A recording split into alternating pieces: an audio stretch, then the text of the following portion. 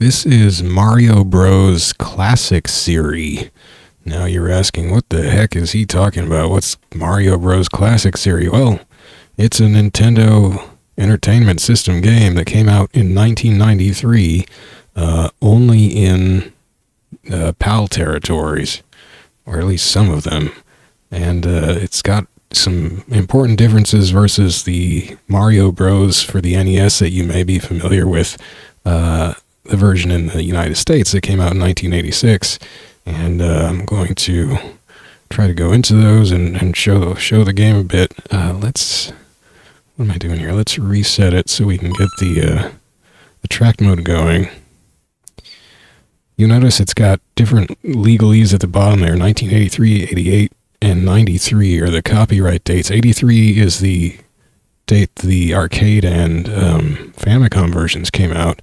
88, well, we'll get to that. And then 93 is the date that this version came out. Now, here's a difference that you might notice. There's sound in the attract mode in this version. In the 1986 US version, there is no sound in the attract mode. Also, what the actual characters are doing there is a different stuff than they did in the attract mode in the US version. But you do have your game A and game B and player 1 and 2 player modes. Those are the same modes from the US version. You'll also notice that the screen is wider. That's because this is PAL. It's just how the pixels fit the PAL screen. That has a different aspect ratio. I'm running this, so I got this cartridge from eBay. It's a little tricky to find. You're looking for Mario Bros, but you're looking for a PAL version from 1993. There were 3 versions that came out in PAL territory, so you have to get the right one. It's the 1993 one, which is the last one. It has a label. It has a different label art if you're just looking at carts. And it says, there's a little banner in the label art that says, a little blue banner with white text that says Classic Series.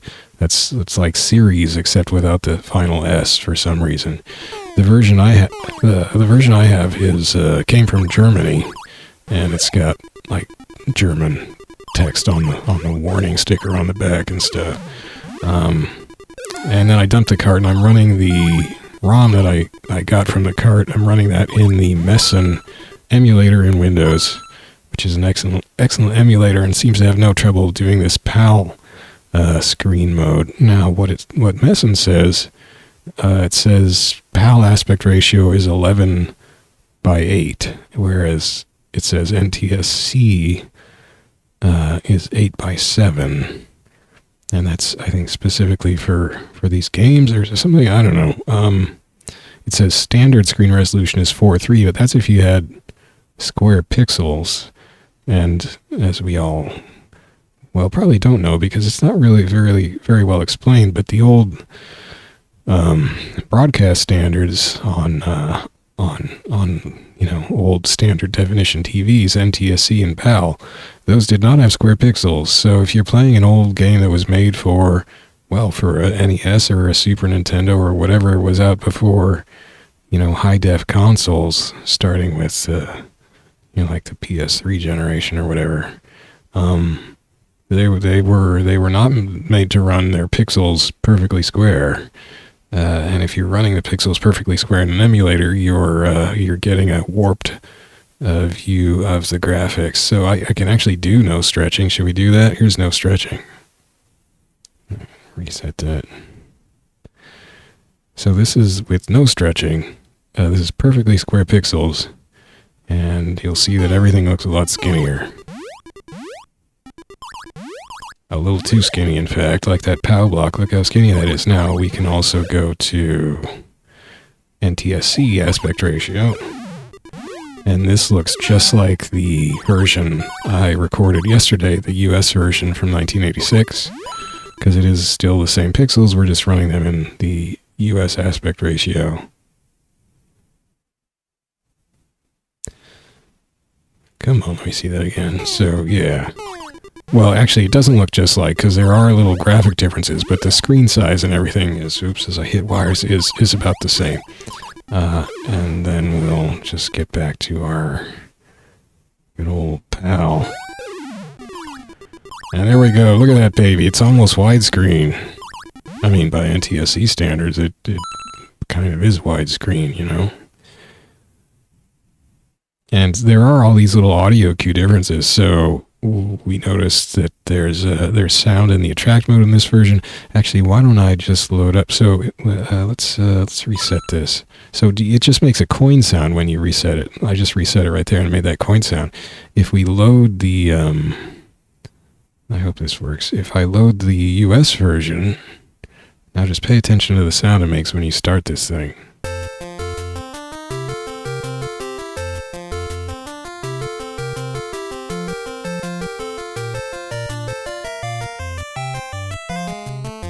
So that's the US version. You notice the different copyright stuff at the bottom. And you notice like the turtles are skinnier. And not just for the aspect ratio, they're totally different sprites. They're redone sprites in the PAL version. These turtles are skinny, and they don't do some animations that we will get to see in the PAL version. And they walk kind of weird too. Anyway, let's get back to PAL. Let's get back to the PAL version. Ba-ding! You're cashing in on the PAL version. I think that's right. I think we're back to normal. Let me check the frame rate. Because, of course, another thing about PAL video is that your, shoot, where's speed? There it is. Is that PAL ran at 50 frames a second, as you see by the Mesen frame rate counter in the upper right.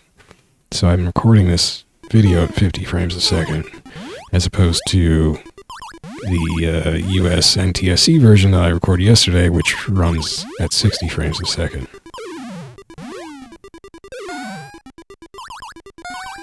Okay, so I'm going to leave, I don't want to, well, we'll leave that going. You can stand the noise, right? Let me turn off that FPS counter. Okay, I'm going to go and go through the little history of this version. Where did this come from? I only found out about this version recently. Not that I'm any expert in Mario Bros. Anyway, but so I'm skimming through information on, I'll put this link in the description below the video on YouTube. This is on the site themushroomkingdom.net, and they have an excellent article there, which is what I'm looking at here, on Mario Brothers, the arcade version versus the NES and Famicom ports. And it's just chock full of information and comparison screenshots. It's great. So I'm going to skip down. So, well, at the beginning it says, Nintendo's 1983 arcade game Mario Bros. Was adapted for home release on the Famicom shortly after its debut. The Famicom port of Mario Bros. Was released on September 9th, 1983, not even 2 full months after the release of the arcade games. It has several differences from its arcade counterparts, and they go into describe this. I'm not going to go into those, because so that Famicom version from 83, that's basically the version that came out in the States in 86, so we'll skip down. The home version of Mario Bros. Was released in the US in June 1986, about 8 months after the release of the NES. Starting in September 86, Mario Bros. Launched with the NES in European PAL B markets. The PAL A version for the United Kingdom, Australia, and Italy wouldn't see a release until 1987. So they had to wait a bit. The American release of the game is the same as the Japanese version from 1983. The initial European release shared the same code as the NTSC versions, meaning that its gameplay and music speed were 17% slower in Europe due to PAL's 50 Hz timing. So they didn't bother. This shows that maybe if Nintendo didn't have a whole lot of regard for the European market back then. They put the game out, but they didn't adjust it at all. So the game is going to run, 10 frames per second slower on European TVs, but they didn't adjust it. So it just meant that if you played that PAL version from 1987, the game was just running 17% slower, and it probably didn't feel that great. But I think that happened with a lot of quick ports to PAL from NTSC games. But we go on. So this is why Europe saw multiple versions of the game, whereas the 86 release in the US, which was basically the Japanese version from 83, that's all the US ever got. The US only ever had that version. But anyway, in Europe, in August of 1991, Nintendo's then newly established German-based subsidiary, Nintendo of Europe, so they finally get Nintendo of Europe in 1991, and one of the things they did was release a new version of Mario Bros. This was, again, only compatible with European version PAL B NES systems. This release had no graphical changes, but the timing of its gameplay was sped up to compensate for the 50 Hz refresh rate of PAL television. However, the music and sound effects were not adjusted, leaving them still slower and lower pitched than the Japanese and American releases. So that's a little weird, but at least the basic play speed got fixed in that second version in Europe. The NTSC and Nintendo of Europe versions have different attract demos. Each version of the demo seems to issue the same commands as Mario and Luigi, but notably due to the changed game timing of the 50 Hz adjusted version, the action plays out in a different manner. Maybe that explains why this one is different as well. The timing of the Nintendo of Europe version is also interesting because it becomes more and more offset with each repetition, causing a different sequence of events to occur each time, until eventually it resets to the way it was on the first cycle. Whoa. Okay, I don't know if that applies to this version. This is the third version. So let's see what happens here. I don't think it does, because I was watching this a bit before. Oh wait, no, it does, because... Wait, I think there's a couple different sequences that play, though.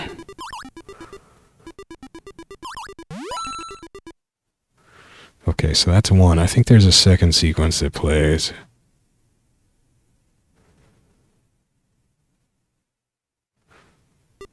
I know this is getting pretty deep in the weeds, but, you know, this is where I want to go. So, Mario here... Wait, no, this is the same one. What the heck? Or is it?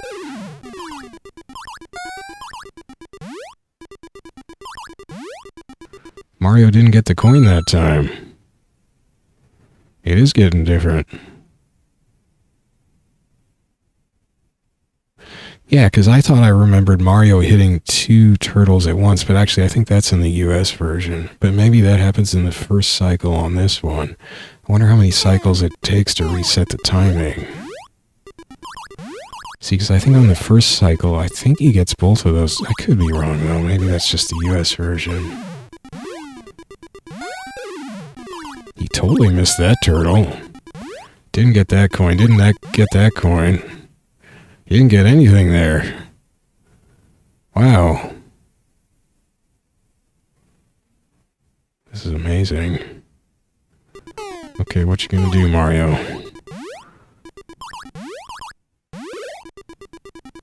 Gets the one turtle. Luigi gets the other. Mario doesn't do anything there. Doesn't get that coin. Gets that coin, though.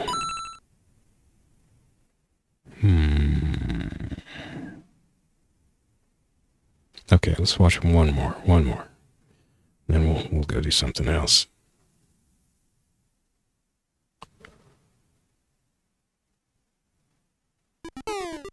Actually, we're already... So, what was 1988? Because 87 was the release in some PAL territories, and then the article I'm reading skipped ahead to 1991, so I'm not sure what 1988 is, or the copyright notice. Okay, that was a lot different. So yeah, anyway, that does differ on different cycles. That's cool. Alright, well, what else do you have for us, article? Okay, so that's it for the second PAL version. Then there's this kind of real oddball version that came out. Oh, maybe this is where the 88 comes from. Oh, it is. Oh, wow. Okay, so Japan got a second version, but not for the Famicom. Here's the article. Here's what the article says under the heading Kita Mario Bros. I think that's how you pronounce it. It's K in the Romanized version is Kaettekita.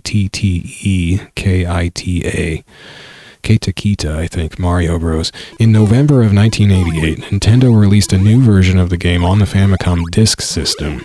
So that's not for the Famicom, it's for the Famicom Disk System specifically, where you had it on floppy disks, called Keita Kita Mario Bros.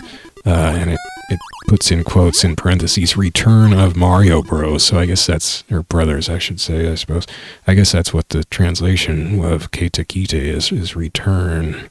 With improved graphics and gameplay, this version of the game was only available from disc writer kiosks and could not be bought at retail. I'm not sure exactly what the disc writer kiosk is. It kind of sounds like something where you would take a blank floppy disk to some kiosk in a mall or something and maybe pay some fixed fee and stick your disc in and just download a game to the disc or something.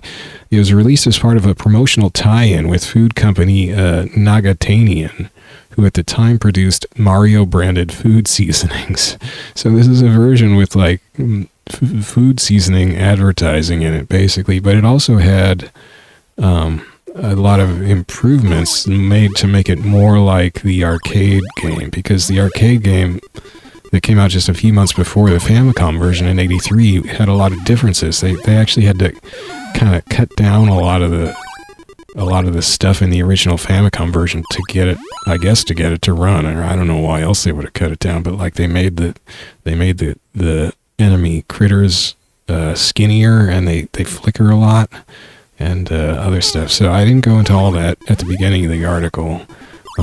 But anyway, this says Keita Kita Mario Bros. Has wider enemy sprites that resemble the arcade originals much more closely and don't flicker.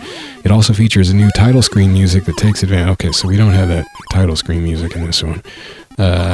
This version of the game restores the stage order of the Japanese arcade version, with the first bonus stage occurring in Phase 4 and the addition of... I don't think that... well, we'll have to pay attention to when the phase bonus stages happen. And the addition of invisible platforms at Phase 16 and icicles at Phase 17. So yeah, icicles are not in the US version, but they should be in this version, I think, if I can get to Phase 17. The bonus stages have now been modified, so each one has a time limit of 20 seconds. Judging from the behavior of the timer in the original Famicom version, it's not clear if this was intentional or an oversight. I'm not sure if the original time limit was longer or not. So that version also had a bunch of additional junk related to the tie-in with the food seasonings. I'm not going to go into that.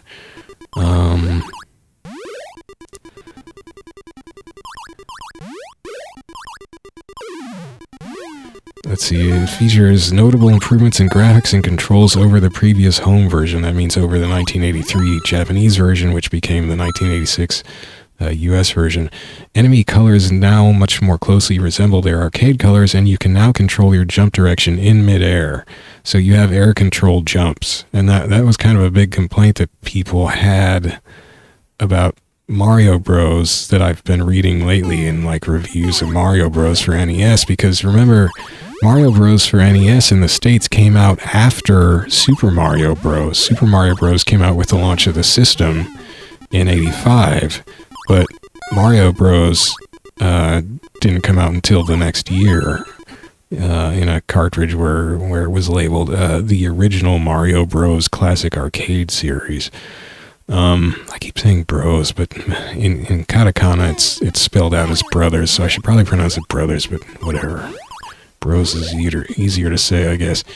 And that's how it's gosh darn spelled in English.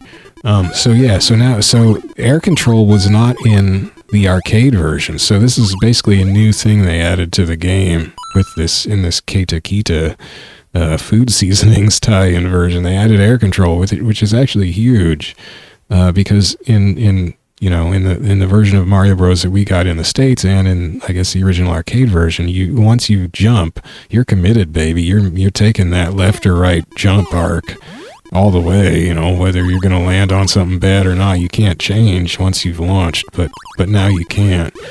Okay. Let's see, then there's more stuff for the food tie-in. Okay, so that's about all the changes it mentions for that. Okay, now we get to this game, Mario Bros. Classic Series. And this is where I learned about this game and was reading this MushroomKingdom.net article. In 1993, it says, a few years after the advent of the Super NES. So this is 1993. This, as we saw on the title screen here, the copyright date 1993. So this is This is 10 years after the arcade and Famicom versions of the game came out. 10 years. And as it says here, a few years after the advent of the Super NES. So the Super NES had been out in Japan for 2 years. In 1993, but still, in 1993, Nintendo released another version of Mario Bros. In Europe. This new version was sold in versions compatible with each European region, with a PAL B release from Nintendo of Europe featuring German text on the box and manual. I think that's the one I have. And an Italian PAL A release without the classic... Yeah, so the Italian PAL A release does not have the classic Serie emblem on it. By toy importer Linea Gig Spa, Nintendo's distributor in Italy throughout the 1990s. So there's a different Italian version out there. I suppose it's probably a little harder to come by if you were specifically wanted the Italian version. This is an adaptation of Kita Kita Mario Bros, foregoing all food and contest-related content, and adding new enemy introduction screens that mimic the ones found in the arcade version. This version also retains the second phase from the Japanese version, making the first bonus stage appear at phase 4. Okay. This version is closest yet to the arcade, with a few exceptions. Jump direction can still be controlled in midair. That's like the Kita Kita one, so that's an addition over what the arcade had. The arcade was no air control like the original Famicom and 1986 US NES versions. But now we have air control, just like the Kita Kita version. The Shell Creeper, that's the turtle. Intro lacks the demonstration text and bonus coin portion from the arcade. Okay, and the Slip Ice introduction lacks the text. Are you ready? Okay. Introductions feature a brick floor not seen in the arcade, with an extra brick border on the Slip Ice intro. The Slip Ice is the ice thing that freezes platforms. Enemy speed has been increased compared to Kita Kita Mario Bros, with most enemies, especially fighter flies, now exceeding the speed of their arcade equivalents. And my theory on that, on why they did that, is because you have air control now, which effectively makes Mario a lot faster. Because you can take corners faster, you can just swerve around corners in midair, you can do all kinds of quick changes of direction that you couldn't before. So you don't have to do these, you don't have to go through the full jump arc all the time. So you can just do a lot of stuff faster. So I think they felt they had to increase the speed of the enemies to compensate for that. That's my theory. This article doesn't say why they did it. It just says they increased the speed with most enemies, especially fighter flies, now exceeding the speed of their arcade equivalents. Game A and Game B option have returned. Those were not, I guess Kita Kita did not have the Game B, Game A, Game B choice in it. It just had one, well, it had two game modes, but it had one, like, original game mode, and then it had one mode for all the seasoning stuff. Okay, what else? Enemy intro screens do not display your remaining lives. I guess in the arcade they did. In another holdover from Kita Kita Mario Bros. Rules, bonus stage time limits are all set to 20 seconds. I'll have to find out if that feels like more or less time. I don't remember. Game over music now has one wrong note. The third note in the jingle's bass line incorrectly moves upward instead of continuing a descending arpeggio. Okay. I would never notice that, but that's good to know. Both PAL versions have slower tempos for Mario's walking sound and for the timer in the bonus stages, even though the music speed and pitch were corrected for the classic Series release. So the music was corrected, but the walking sound and the timer sounds were not. The coin rotation speed in bonus stages and the post-bonus stage coin tally are also slower than their NTSC and arcade counterparts. And that's it. So...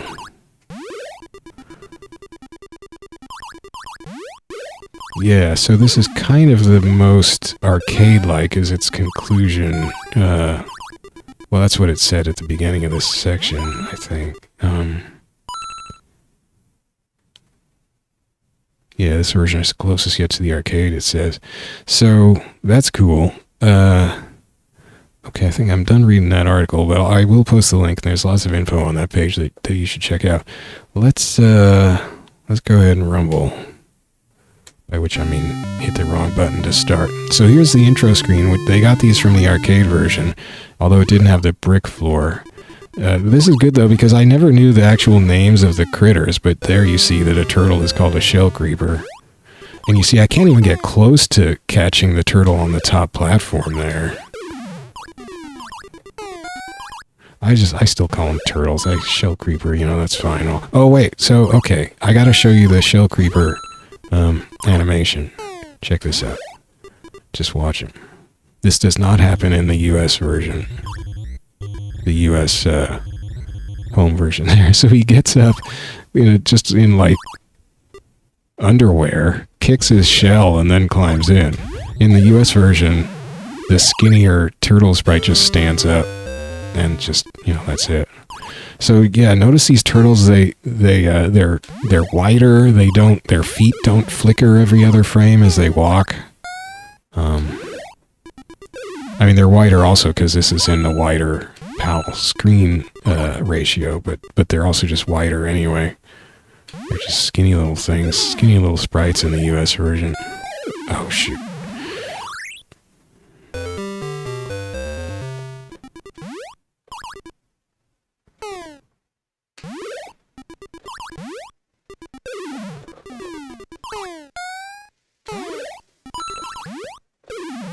Air control, baby! Uh-oh.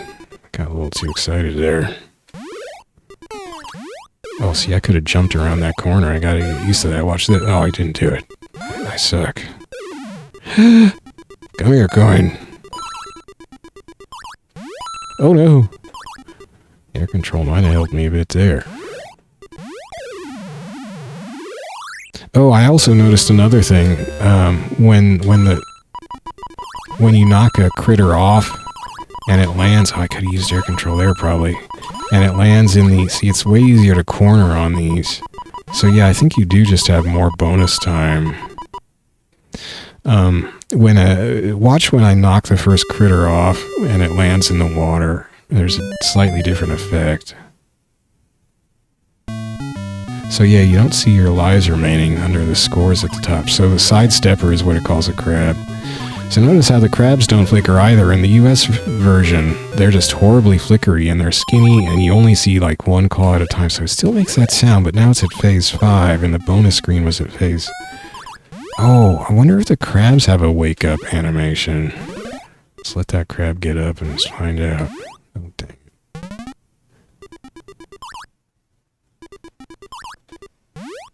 I don't think it did it? It's a different green color, though, I think, than the US version. Now it goes purple because it's the last one. It's raging mad. It doesn't want genocide perpetrated on it. Too bad. Oh, notice also the fireballs are larger than in the US version. And, I mean, they're a little ovular because it's stretched in PAL, but the ones in the US version are really tiny little things. Hi guys, come to my house. Oh, you get combo points for that. That was sweet. 800 for the first one is 1600 for the second one. Gotta remember I can punch coins. Uh-oh.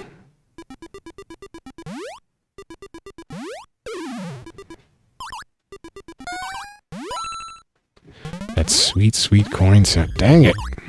But yeah, see how the fireball is huge. It's also a little wider than it is tall. Because PAL. I mean, I could play this in the NTSC screen ratio, which is technically the ratio that most of the graphics, for which most of the graphics were designed. But, you know, this game came out in PAL. We're rocking the PAL. I can't make it. These fighter flies look mean. They were super flickery in the US version. Oh, dang it. Yeah, they look tough. They're just gritting their teeth at you the whole time. I guess the crabs do that too. Their crabs are gritting their teeth when they... Dang it, they jump. So they just missed the end of those platforms. The one thing I noticed yesterday, and I put this in the description of my video of the 1986 version, is that I somehow cut off 40 pixels on the left-hand side of the screen, which is really embarrassing. So that was stupid. Basically, it was the width of a single sort of square in the platform on the left-hand side. So it was 3 squares, only 3 squares wide instead of 4 over there. I got the fireball. That's a cool 1,000 points, or a hot 1,000 points. I didn't get this one. Yeah, oh, that's only 200? What the heck? Green flame ain't worth nothing. It's not real fire. Wait, look at those trash pixels down at the bottom of the screen. What was that? Dang it, what am I doing? Getting distracted by trash pixels. Oh, and I forgot, that's what I meant to be... Oh, shoot! That almost got me. I meant to be looking at... So the splash... Oh, we're not gonna... Oh, he skips the end. Oh, boy. That sucks. No, it did splash. So you see that? The splash was a white splash instead of in the US version, it's a blue splash. Oh, they missed the end. I keep forgetting that. They're gonna get me with that every time. I keep thinking they're gonna land on the end of the platform there. Because I'm not too smart. But yeah, the non-flickery sprites are a huge improvement in the look of the game. It just looks so much more solid now. Like, I guess they must have, you know, flickering the sprites, alternating basically the left and right, like, claws and eye of the crab, for instance, every other frame was just a way to reduce the number of sprites the game had to be drawing every frame. Because a sprite, what was it, a sprite in NES terms is 8 by 8 pixels. It's not like... See, I didn't understand that. I used to think when you say sprite, it just meant like the whole character, like Mario's a sprite, right? Well, that is true. That is what, you know, it's called a sprite for Mario. But, oh, jeez. But in technical terms, the character Mario is composed of multiple 8 by 8 pixel tiles. And those, I think those can also be called sprites on their own. Maybe not. Maybe they're called tiles. I don't know. I think in the interview with the developer of the recent From Below Tetris game for NES, he was talking about these 8 by 8 units that make up the characters, and I think he called them sprites. Oh shoot, the slippy sliding. Oh wow, you can air reverse though, and that helps hugely with this. So you don't actually have to skid to a stop, you can jump and just use air control to turn around. Yeah, that's awesome.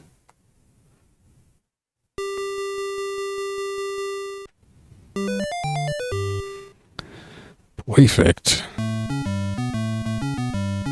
So yeah, this is, I mean, in the arcade, this was how you learned all these weird names they gave these things. And Slip Ice was actually just hard to look at in the US version, or I should say it is hard to look at in the US NES version, because it's this rapid flickering blue thing. Very skinny, too. I love the disintegrating sound. Oh man, I jumped right over that coin. I meant to time it so I wouldn't, and I just completely got it wrong. Oh shoot. Freezing platforms. Here he comes again, but he's not gonna... Oh shoot, he is. Oh! No! No shell for you. Oh, I didn't get that right. There's got to be a way to cut the corner with air control, and I'm overdoing it. Shoot, who do I go for? See there, that was much easier with air control to get around that crab there. Just whooping it up. Oh, got them all. Thank you, air control. Air control to the rescue. It's like Space Force. Except... cool.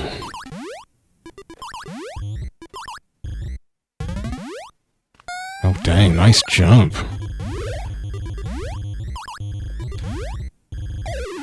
Booyah. I can't believe I just said booyah. Get too excited. Oh, the air control's so good. I love how fighter flies are sitting there flailing and gritting their teeth. I guess I shouldn't rejoice in another creature's dismay, but it's just such a funny animation. There's that combo score, baby. An extra 800 points. Oh wow, that's the sound of him freezing a platform. I was like, whoa, that sound when I hit that fighter fly was cool, but that was the sound of the platform freezing. That's not cool.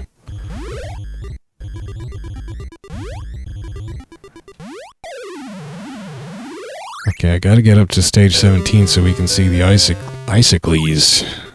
The icicles, which returned from the arcade version. They were not in the US version at all. And I'm not sure if they freeze platforms as well, or if they just stab you in the head. I'm sure they stab you in the head. I'm not sure if they freeze platforms.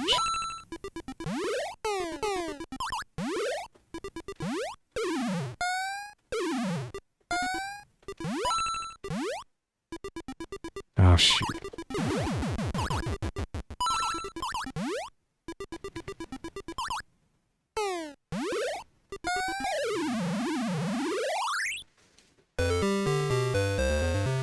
Phase 14.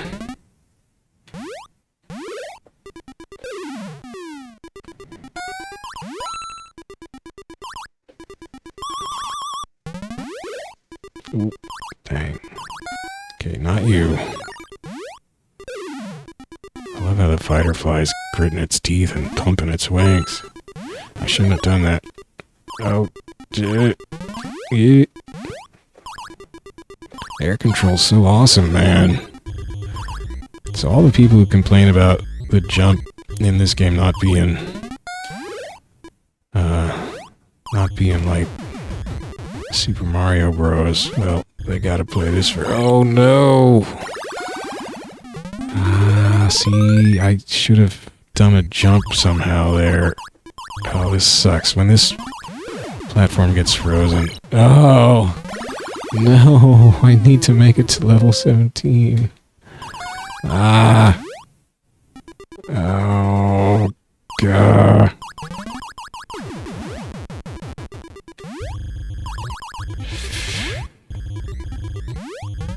Shoot.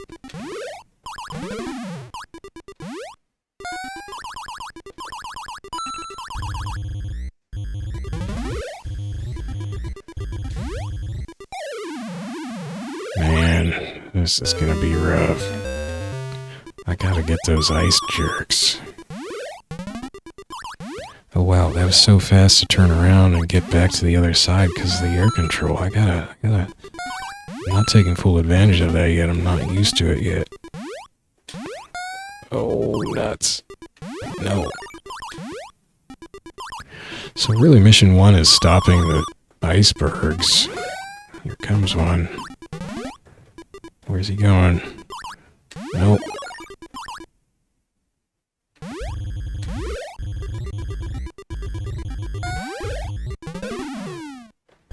Shoot.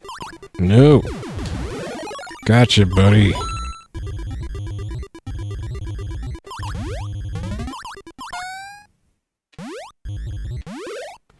Shoot.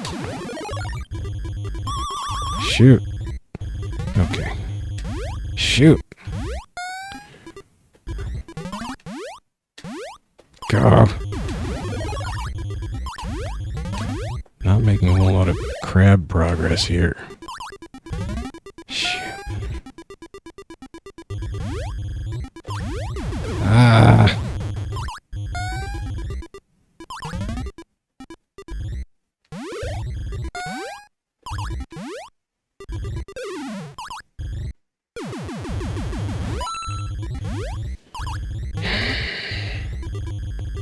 Darn these fireballs. Ooh, that was way too close. Ah, God. Come on.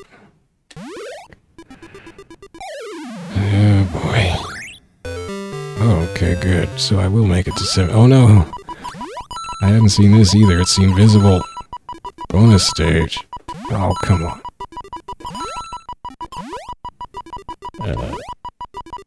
Okay, that wasn't so bad. Yeah, I think you do have more time in this version.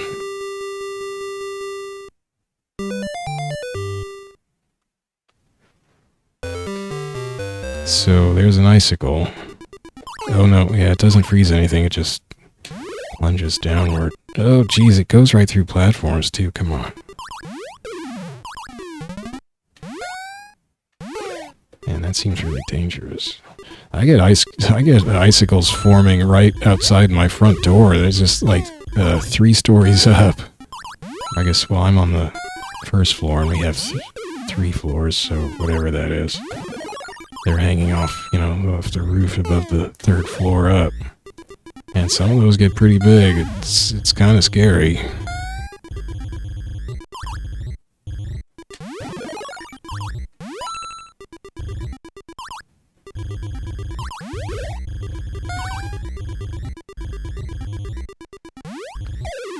$17 was kind of a cakewalk, even with the icicles. Of course, that'll be famous last words here. I wonder if there's anything you can do to the icicles, because you probably can't punch them when they're forming. I wouldn't think. I'm not going to try. Well, I mean, maybe you could while they're not pointy yet. Dare I try? Dang it. Well, 150k, that's better than I managed yesterday in the 1986 version. Let's try game B. In the 1986 version yesterday, I didn't find game B to be all that tougher. It's supposed to be a little tougher, like the Mushroom Kingdom article says. I should go look at exactly what it says about game B. Let's go look.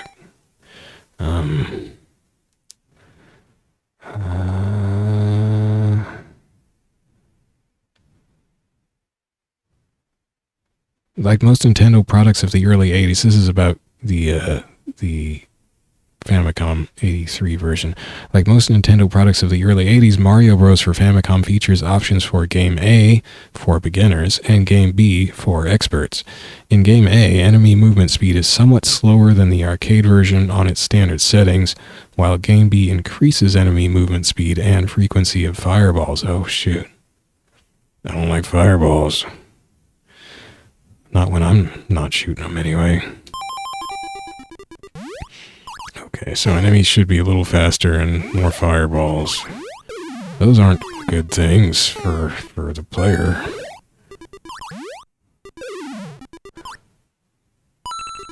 I wonder if they fixed that. There was this weird thing I kept running into in the 86 version where you would just like be sort of skidding to close to a stop to the edge of a platform, then drop off the end. But you would suddenly, like, all your forward movement would suddenly stop, and you would just drop, like, straight down, even clipping partly through the end of the platform. It just looked a little weird. I wonder if they sort of tightened that up a bit. Dang it. Dang it. Dang fireballs. Okay, I can't make that. Come on. So wait, so is it that the green fireballs spawn on the level you're on, and the red fireballs are just spawning anywhere? Oh, air control down to the coin.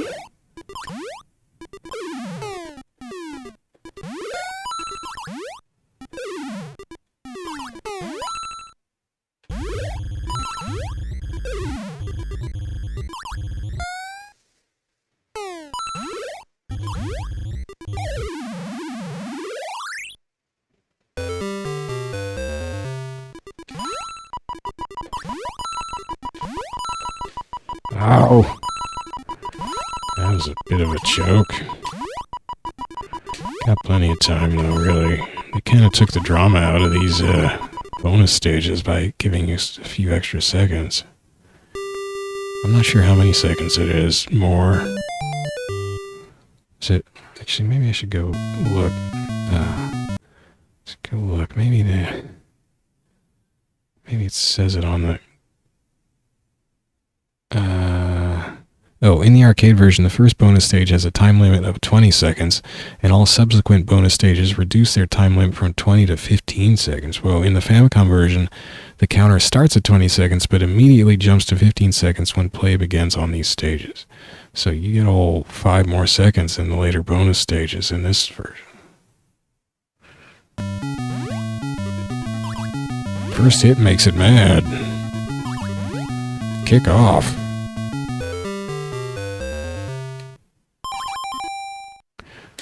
I still don't know why that sound plays. In the US version, it plays at the beginning of stage 4. In this version, it plays at the beginning of stage 5. And I think another stage later, I noticed it on. Oh.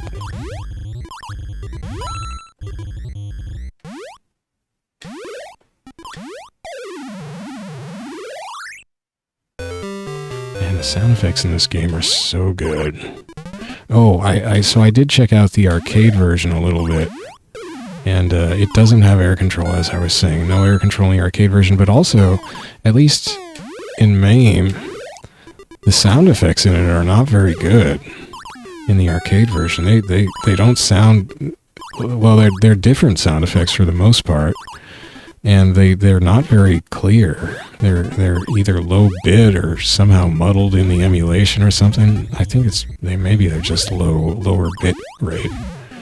But also they are just playing different effects. So they redid the sound effects totally, pretty much. And the sound effects in the NES version are fantastic. And I guess it's a good thing here that they are playing at their correct pitch. They're not pitched down 17% or whatever it was for the early PAL version. Only when touching floor. Can I make it? Nope. Dang it. I think maybe you could make it in Game A if you went as fast as possible.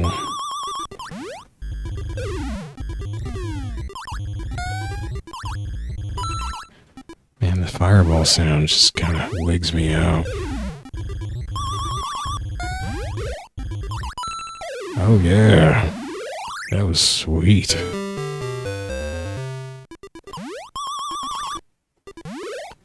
So I noticed this in the US version too. It keeps the same high score for the A and B versions, which seems silly. Maybe they just didn't have enough RAM.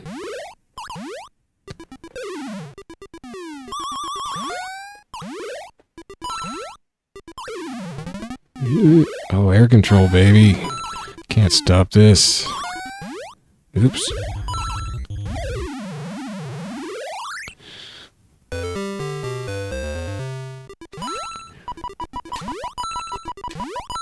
Test your skill. Here's 5 extra seconds. Can't stop me with this ice. I got air control. It's so much easier, especially on the ice stage.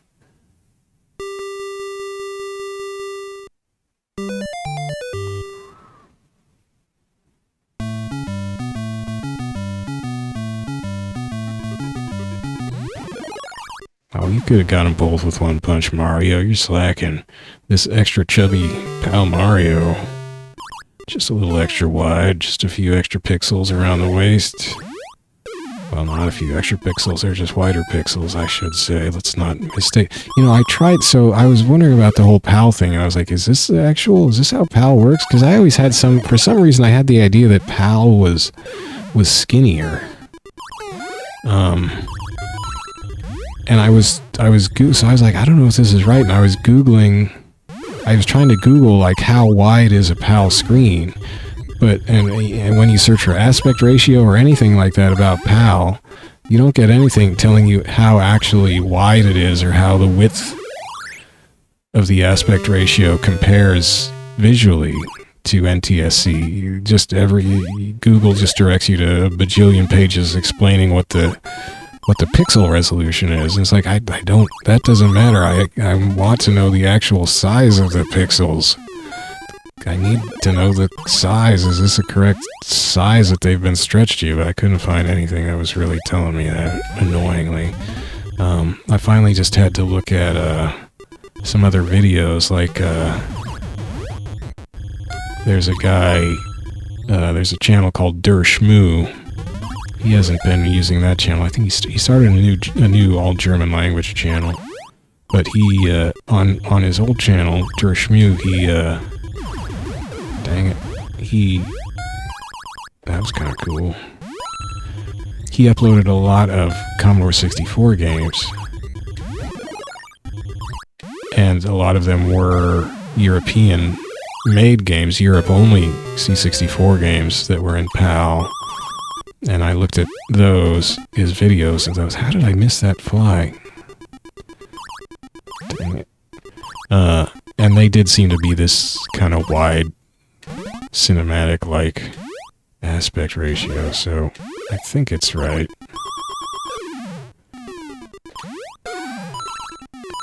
Give me that dough. Shoot. Okay, got that one. Ow! No! Not the center platform. Anything but the center platform, really. Center platform and I lose lives. I don't think I'm gonna get over to those guys. Nope. Now I got a green crab. You don't want green crabs. Oh, oh! Getting nervous. There's a lot going on. These friggin' glaciers, man. No. Ooh, oh,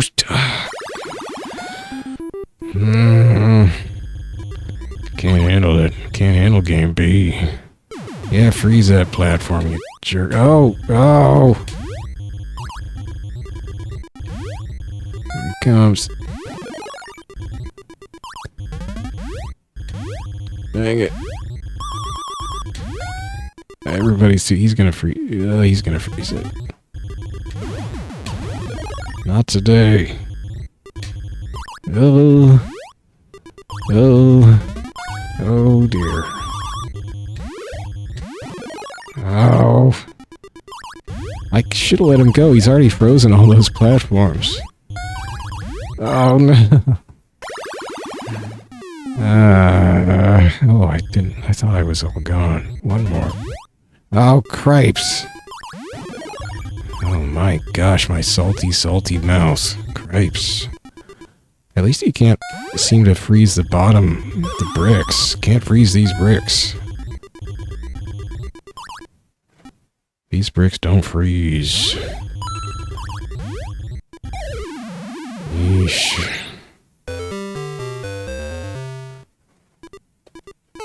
I'm definitely having a tougher time in this game B versus game A as opposed to the game B in the US version, where I think I was only like 20,000 off my game A score in the game B in the US version. Shoot, he's already freezing down there.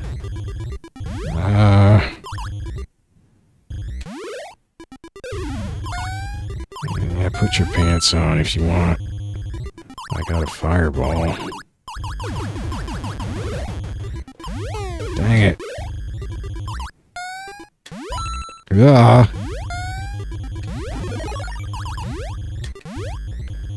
Oh. Got him. Ah, heck.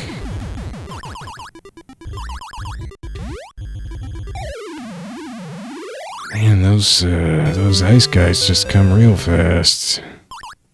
I wonder if it didn't say in that article. I mean, it said there's more fireball spawns. I wonder if there's more ice guy spawns.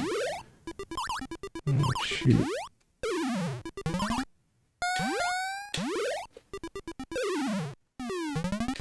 In game B, I mean,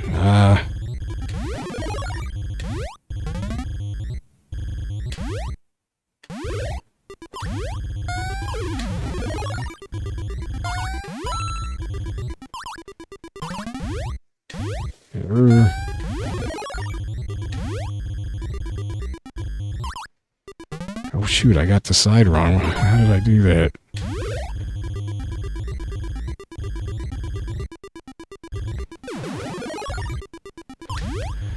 That was 500 extra points. I guess I was risking the crab waking up, but he felt like I had time. Well, I got up there way in time on that one.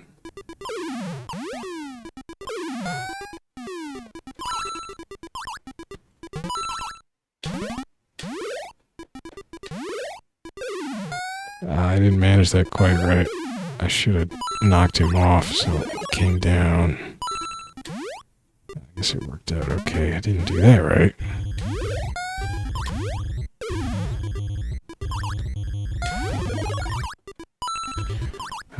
Oh no, it didn't bounce down. Okay, good. Oh shoot. Okay, I got time. I can cure you. Just constant fireball bumbling sounds. That was a weird arc that fly took. Whoa, no. Oh, I got up to 16 though. I didn't realize I was getting this far.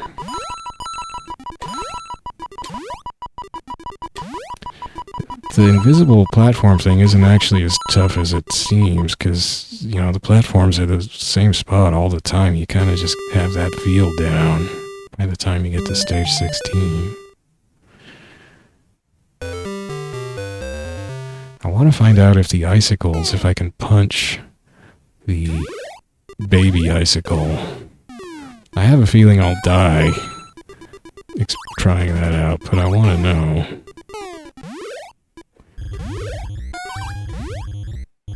Oops.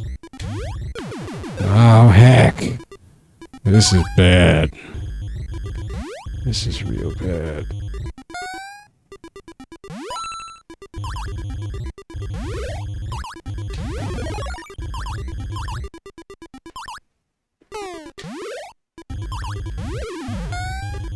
Oh. Oh, wow. Well, so yeah, I guess, I mean, I got within 3. That's even closer than I came in my 86 comparison of Game A and Game B. I was within 3,000 points of my Game A score. Of course, I was a little warmed up, but yeah, I don't know if Game B is that much harder, really. Like, it's not a noticeable, it's not, certainly not something I notice immediately, the difference.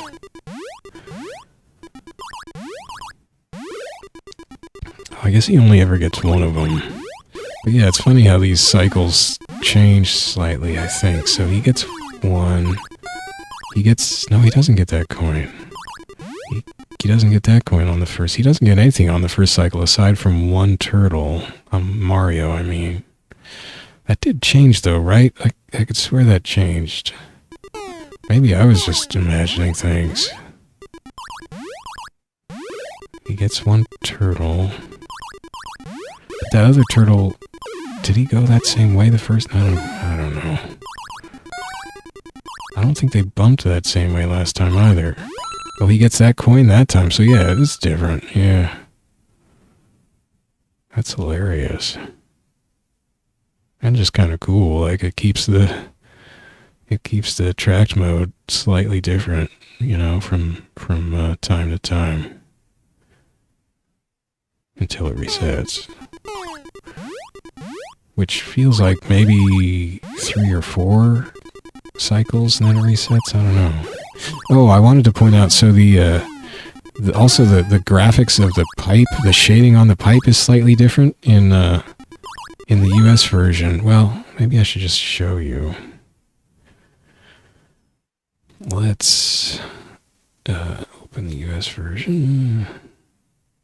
Go ahead and kick this up. Okay, so notice the shading on the pipes. You've got one big dark green band at the bottom and then a white band near the top. And that's just, so that's just two bands, a white band and a thick dark green band for the shading on the pipes. If we go to the classic series version,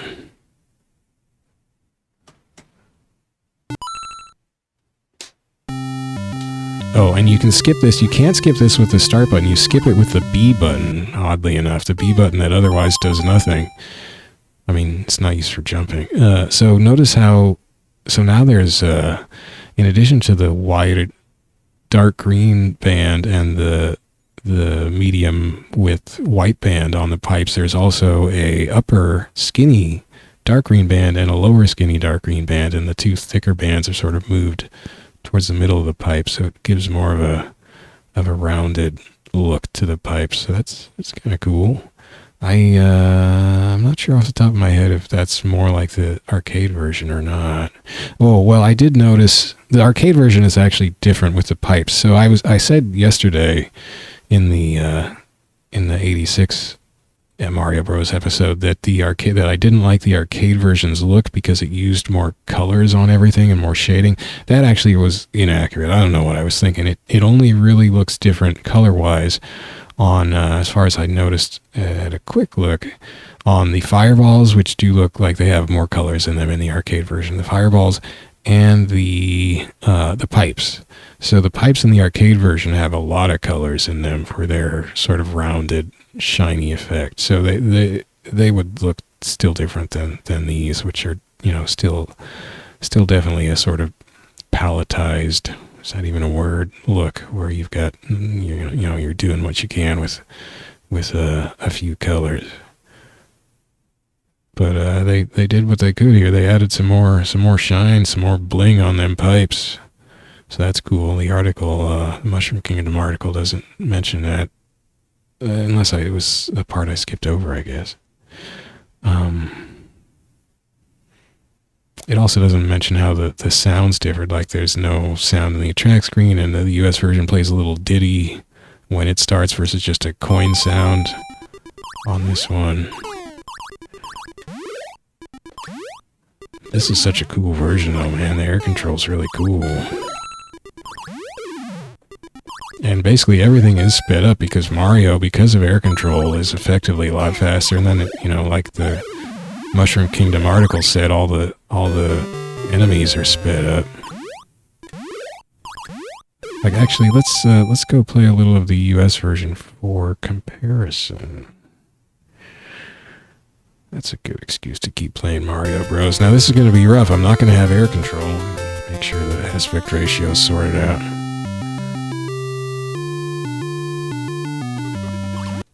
Oh, the run sound is different. Wow.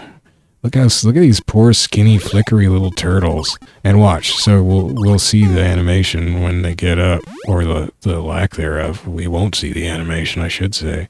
Look, he just changed colors, then boop, off he goes. No turtle in his underpants, putting his shell, kicking his, like he kicks the shell or whatever, and then puts it on, like he's mad at the shell. Mad at the shell for not helping him stand up. But look how tiny they are. It's so weird. Like they did that, I'm sure, to save the number of 8x8 sprites or tiles or whatever you call it that they had to use on them.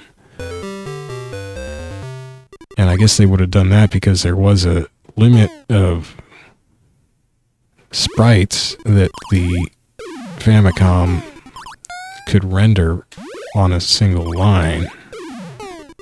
And that also they were restricted to a certain palette and so forth, but somehow they were able to get more sprites in, more of those 8x8 tile sprites in later versions, because they put more of them into the bigger, wider enemies, So either they just got a better idea of the hardware's limitations, or they got a better idea of how many enemies they actually would have on a single line, whereas maybe they weren't quite sure when they made this version. I don't know. So here we have 20 seconds. Oh, it is so much harder to... Oh, no air control. Oh, no.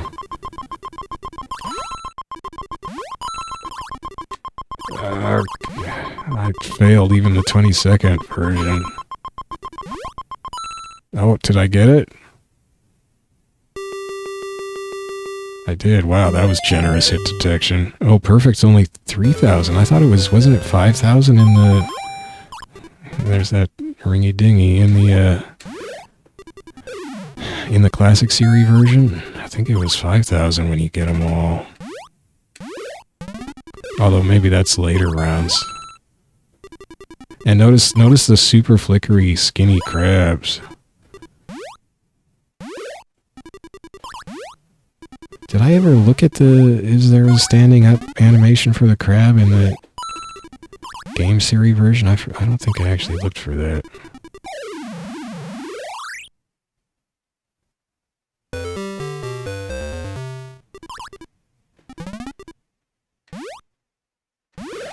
I don't know how this recording of this version is going to work so well in this video, actually, kind of thing, because I'm recording at 50 frames a second, and this is 60, so at best it'll probably be a little... Oh, no air control! It'll probably be a slightly jerky. Hopefully it won't be too bad. Because it has to pack in 60 frames into 50 frames, and that means it's gonna... no air control! That means it's gonna be skipping 10 frames per second, which is a lot. In fact, I wonder if my... Oh, I was trying to... Hang on. I wonder if my OBS is barfing on me. No, it's not barfing. Well, why did I do that? That's what I get for looking at OBS at my recording software in mid-game. Look how tiny the fireballs are compared to what we were looking at in the classic series version. Everything's tiny and weird looking and flickery. Ah, oh no, I can't do... Oh! Oh! Yeah, and look at the... Oh man. I think it is a different shade of green.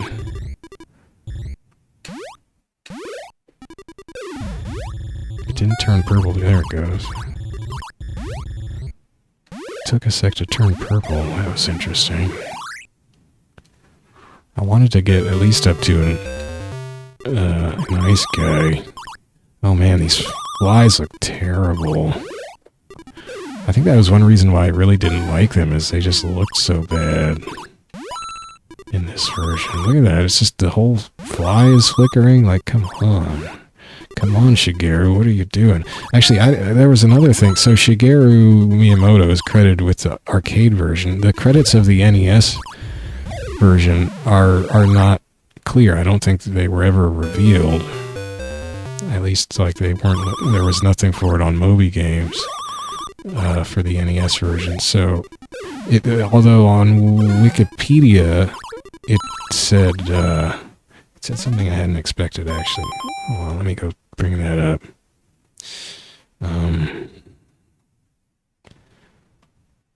There it is.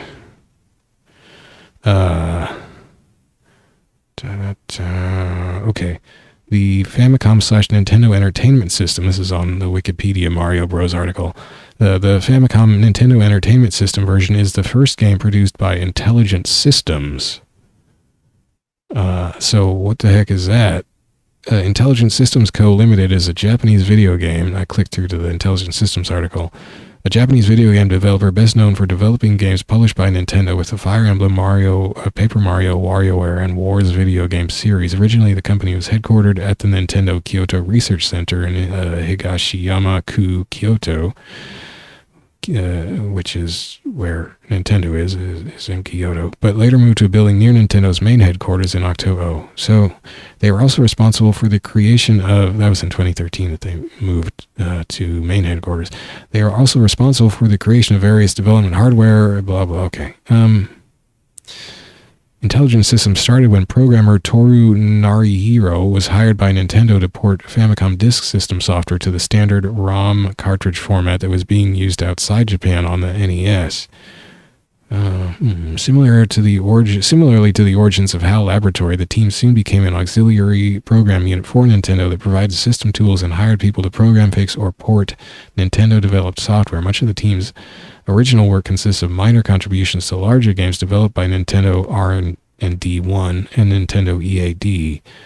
Narihiro programmed his first video games, Famicom Wars and Fire Emblem, Shadow Dragon, and The Blade of Light, towards the end of the Famicom's life cycle.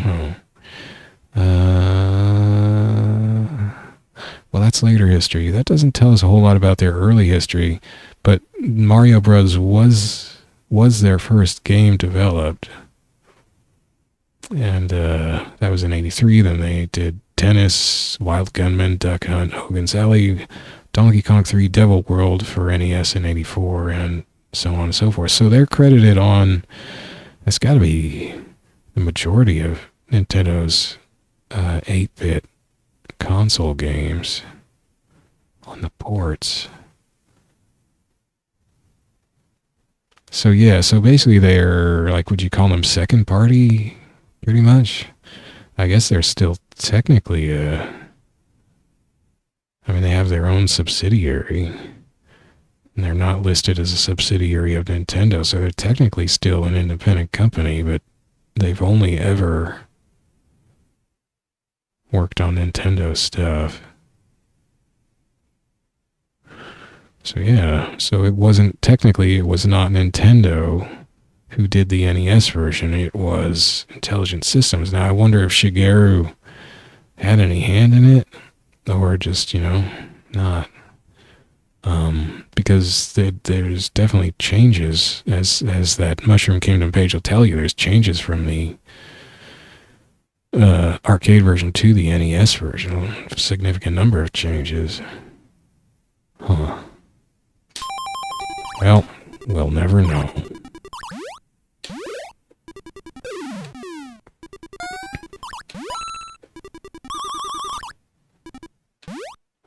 Doggone it, I keep getting the arc of those things wrong, and now they're at a different speed from the, that falling. Oh, that's why no, I don't know. It was jerky, but that doesn't explain. I'm cooked. Look at those weird flickery claws going. He doesn't even have room in his tiny, skinny, flickery body for all his appendages and teeth. That'd be freaky, seeing a crab with teeth.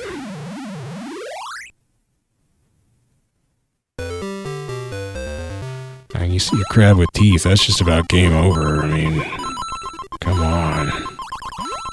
Oh, shoot. Shit. And now it's only 15 seconds. I'm definitely... Oh, it's gonna be close. I made it. Yeah. So let's see if this is 5,000. Okay, it is. Okay.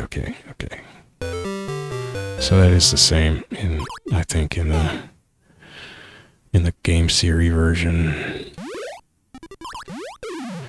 So yeah, I'm playing a German version of Mario Bros, but I think it was probably still programmed in Japan. Oh, there's the what are they called technically? See, I don't have the intro screens to remind me of their names. I keep wanting to say like icicles, but it's totally wrong. But yeah, it's a horrible blue flickery thing. Why don't the turtles skid on the... I guess they're not changing direction. Still.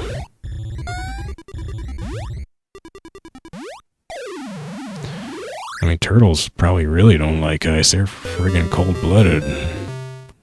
Turtle ain't gonna like no ice. Actually, so there's a park. I live in a little city in eastern Washington, and there's a pretty good-sized park, and it's got some duck ponds. And there's a bunch of turtles who live at sort of the middle duck pond. And on sunny days, you'll see them out. They climb up onto the bank and sun themselves, get a little heat.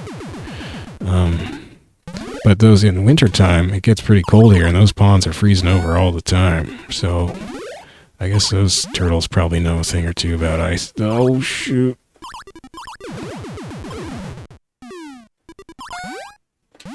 Got your green crabs. You don't want green crabs. No, you do not. Ooh, that was just plain luck. I did not even see that guy coming through the side switch there. Horrible flickery iceberg. Got it. Okay, let's go back to the European version because I want to make sure there is or isn't a crab wake-up animation. I just saw a crab wake up in the US version there, and there was no wake-up animation. Look how big this is, man. Big old pal wide.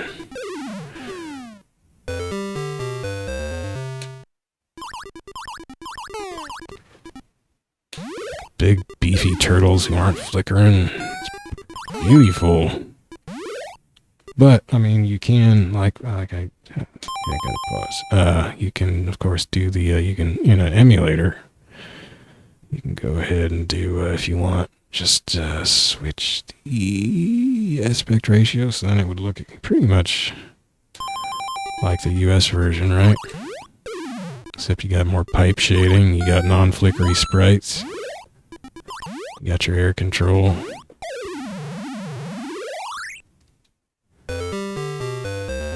But I kind of like the PAL wide look on this game. I mean, it's not like anything looks wrong. I mean, how can, you know, the turtles are a little wider, but that kind of fits. Crabs are a little wider, but that kind of fits. Mario's a little wider, but that kind of fits. There's just more Mario to love, you know?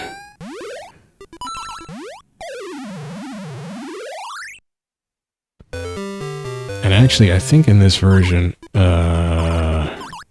know, now that you've got the ice guys, well, no, they weren't yet, but you do, the ice guys have much wider sprites, but I think actually in the NTSC ratio, the ice guys still look a little too skinny, in fact. At least to my eyes, they kind of did. Ow, ow!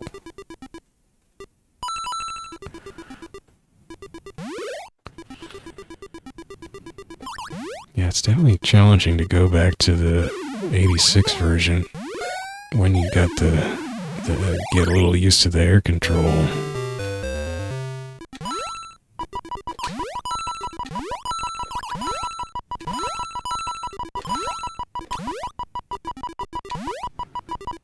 And the more generous timer in the later bonus stages, of course.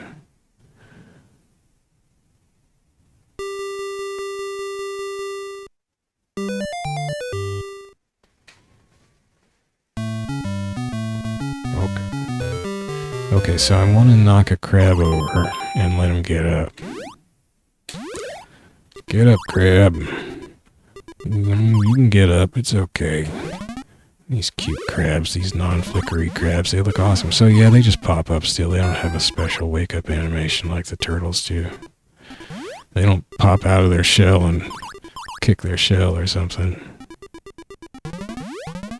Ooh.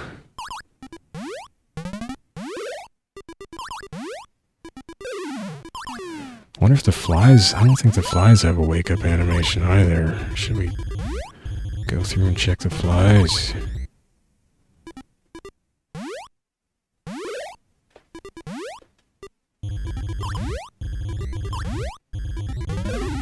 Yeah, if I lived that long, that was stupid.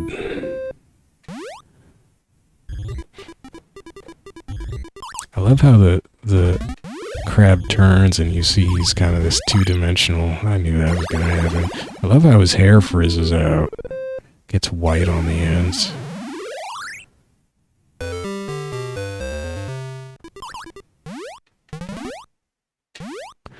I love their walk animation when they're not mad. They're just so cute. Just kind of popping along.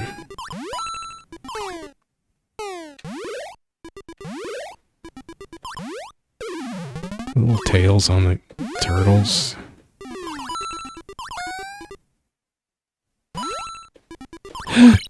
Oh my gosh. I'm not even paying attention now.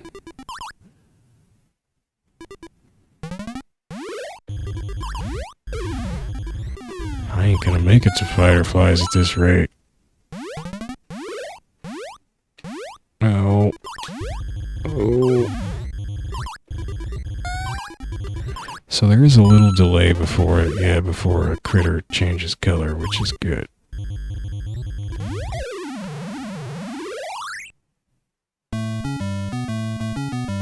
Okay. Okay, now I just gotta, oh, wrong side. Oh, drat. Oh, failure. Look at the poor guy laying there. Look at his sad little face. Now he's gritting his teeth. I don't think there was an animation. Let's see this guy. No. I mean, he changed color, but he didn't do anything amusing particularly. Whoa, slow down there. Oh my gosh, that one who got up is so fast now. He's hopping mad. Oh, God. I meant to hit the POW block. Wow, that was pretty good, actually. Oh, shoot.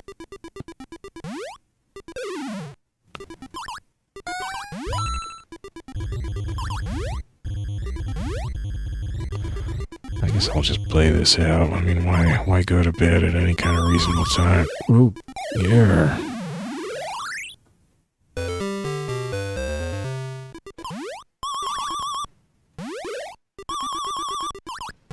Don't you be making your sound at me. I'm Air Control Mario. I'll mess you up. I'll ruin you.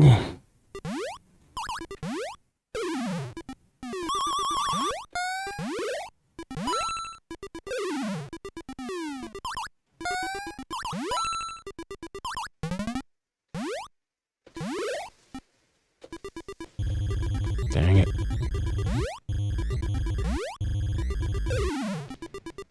We didn't turn purple. That means there's another one. Another somebody. Come out. Wait, do flies not turn purple? Is he not the last? Is he the last one who doesn't turn purple? Maybe they just figured they wouldn't work, their hop wouldn't work right at an increased speed or something. I thought they did.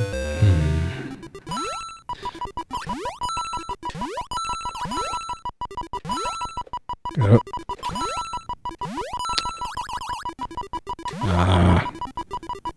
I think I still have plenty of time, though. Couldn't have got away with that in the US version by a long shot.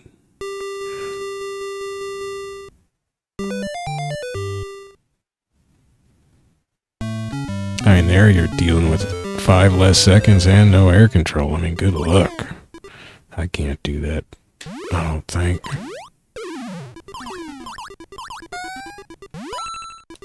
But yeah, it's funny they changed little details like the pipe shading and the color of the splash into the water when a monster falls into the water. Monster, critter, or whatever they are.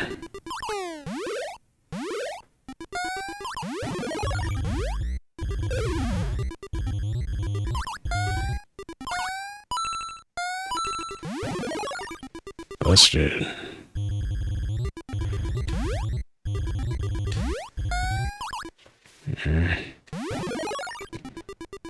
Oh shoot, he's too fast.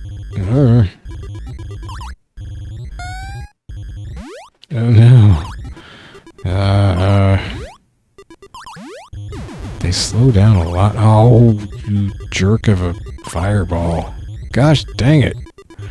I'm so bad at getting these guys. Oh my gosh. Oh no. Oh. Oh, how? Finally, gotta go a lot early on these guys. My reactions, I guess.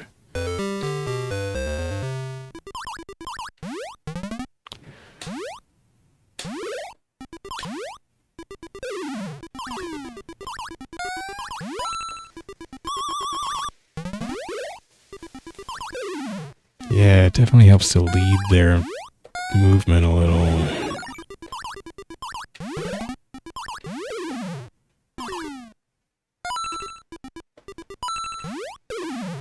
Oh, nuts. How did I get through the ice guy? Oh, that was funky. Oh, wow. Oh, yeah, that did get a little weird there, didn't it? The pitch at the very end of that got a little weird. I'll be darned. So, yeah, so 88 was the, whatever, the return of the food seasoning version. It's funny. So I guess I was acknowledging that this version has some of the food seasoning version stuff in it.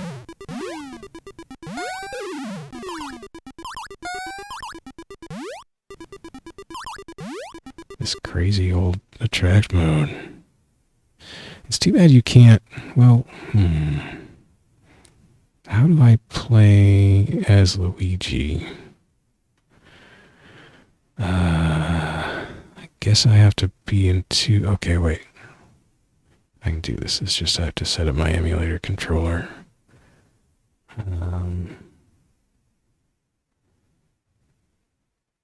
Oh, it's not mapped. I would have to map the whole thing. I don't want to do that right now. Well, I kind of do. But then I'd have to unmap my other one in Mesen, and I don't want to mess with that, you know? I can't save my current setup. Well, I could just, okay, let's do it. Set up my stick, set, select, and start, set, which button am I using there? I think that's just A.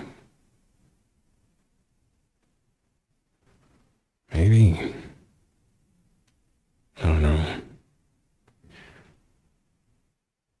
I think I'm getting these different than the other one, but whatever. Left and right I don't need. Wait, I only, this is not Super Nintendo. Why am that's not going to work anyway. Son of a gun. Can I, oh, it didn't save it. Good. Okay. Okay. NES, I have to do this over. I screwed up. What did we set out here? Joy button 2, joy button 4. Okay. Okay, up, left, right, down, select, start, joy button 2, joy button 4. Okay, so now I have identical controls set for player 1 and for port 1 and port 2 in the emulator. So maybe it's gonna work.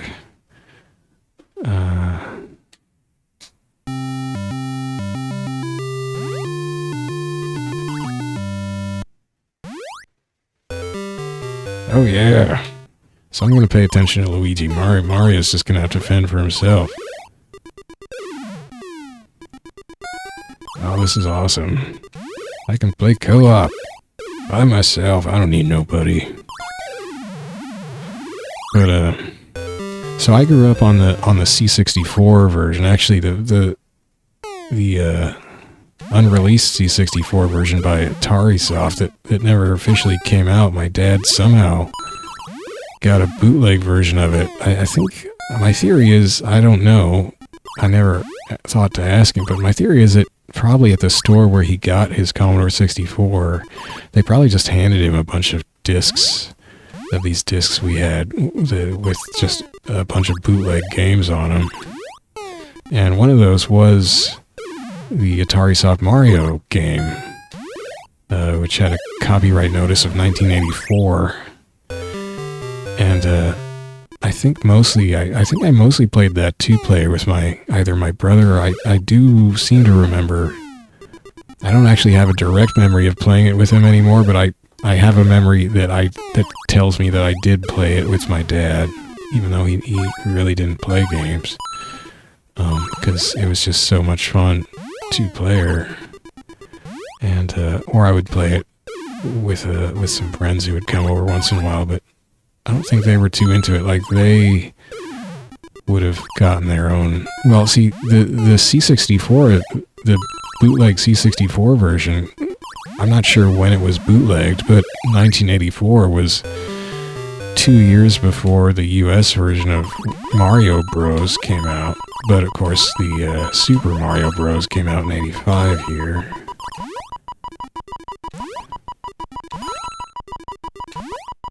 And so most of my friends had NESs, and by sometime in '85. I don't think I got an NES in my house until '87. I think sometime in '87.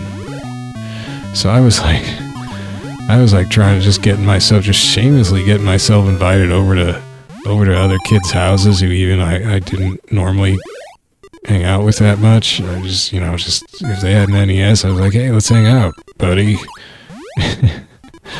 No, it's so bad. But I was so enthralled by Super Mario Bros.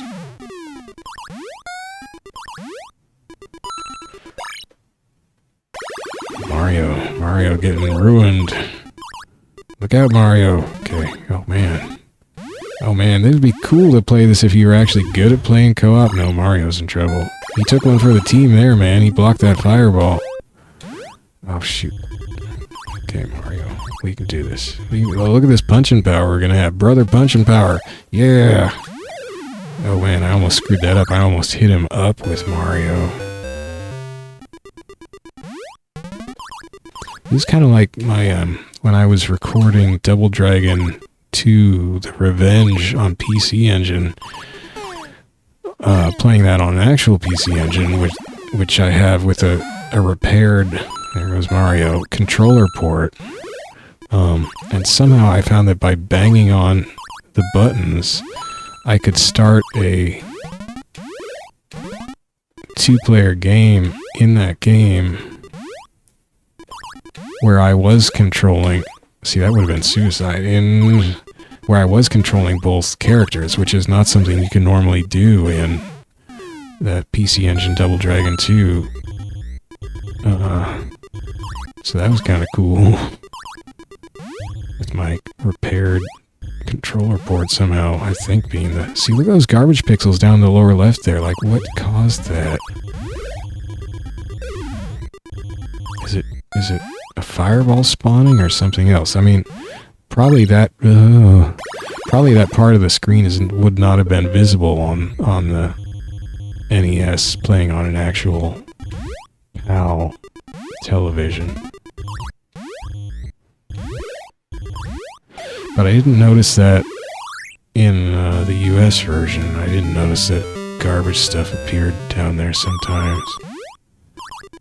Although actually you can see, like, when enemies fall, it's weird. I was noticing this today actually when I was trying to check what the actual used vertical dimension of my screenshots was. And when creatures fall, right, so you kick him off when he falls, you can see his sprite go almost to the bottom of the screen. So that explains. So that would suggest that it wasn't visible because the sprite goes all the way to the bottom of the screen almost. It's like just when the sprite would stop drawing, would stop fitting on the screen completely, it disappears. So like the last frame, if you're going frame by frame through the video, the last frame you see is the last frame where it can appear whole on the screen down in that black band down at the bottom, and then it disappears. So you never see it like clipping off the bottom of the screen, whereas actually, like, if I go up to the top of the screen with Luigi here and then jump, you can see Luigi clip off the top of the screen. But the monsters, the critters, don't do that at the bottom. They just disappear before any kind of clipping happens. So I bet that part of the screen was not visible on the television. This was designed for. So when there is garbage stuff down there that's appearing from some effect, but it wouldn't have mattered. Nobody would have been able to see it.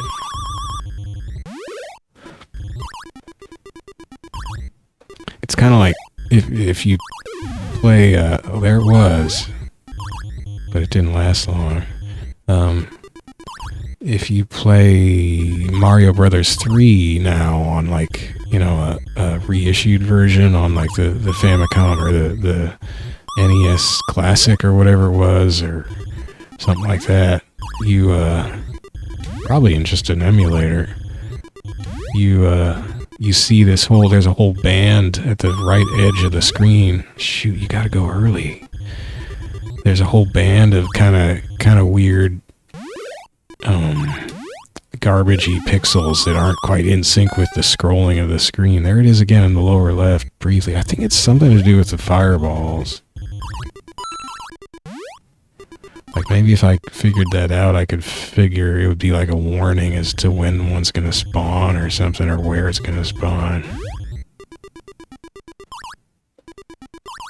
But it's probably somewhat random. I mean, Luigi's sweet. I don't know why, it's just different. I did this wrong. Shoot, that was wrong. I still got time. This generous clock.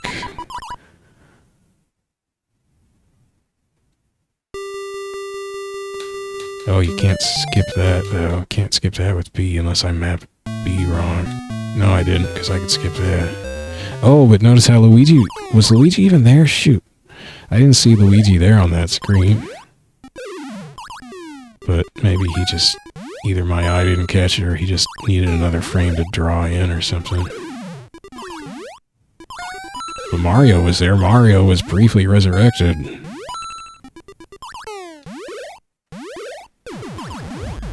Oh, shoot. Oh, there was some garbage up at the top of the screen there. Sweet.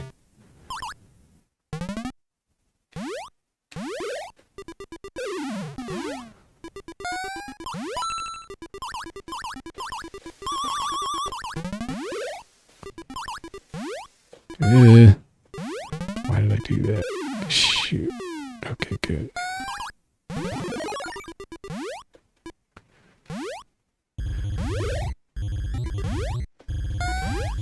Oh, I screwed that up. I could have gotten out of that death, but I screwed that up hitting the, or letting the... Oh man, he froze that thing first. Oh no. Well, that's gonna be painful. Let's just end it there. So next time probably I'll just play Luigi because that's fun. Although I suppose I don't know how legit that high score is because you got Mario with you for a while. It's not a legit high score. I'll just do it anyway. Maybe I won't. Maybe I will. I don't know.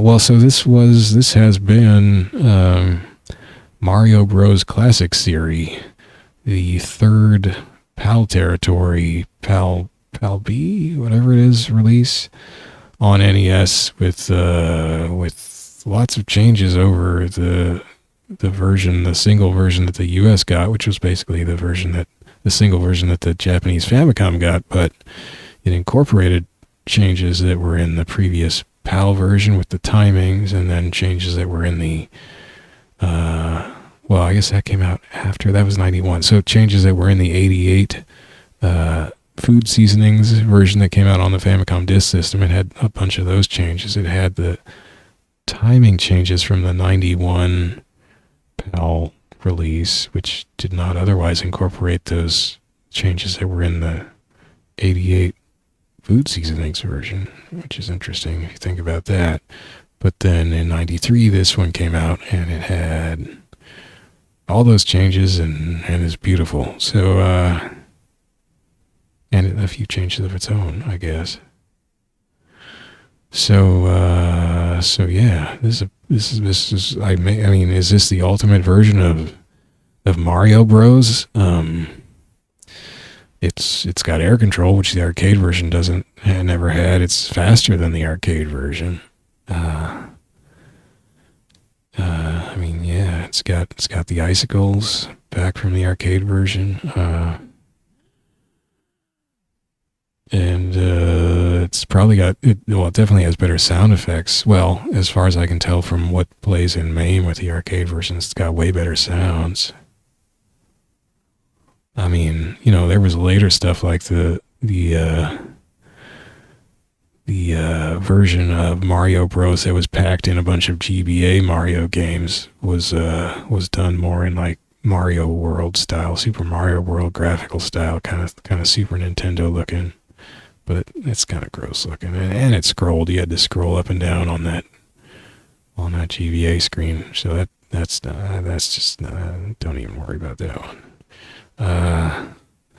Yeah, I don't know. I think this might be the best one. It's pretty good. That air control's so sweet. And we get the PAL widescreen going. I mean, I could put the PAL widescreen ratio in the emulator. I could put that on the US version, I guess, but, you know, whatever. Okay, so I'm going to go. Thanks for watching. And yeah, that's been some Mario Bros. See you later.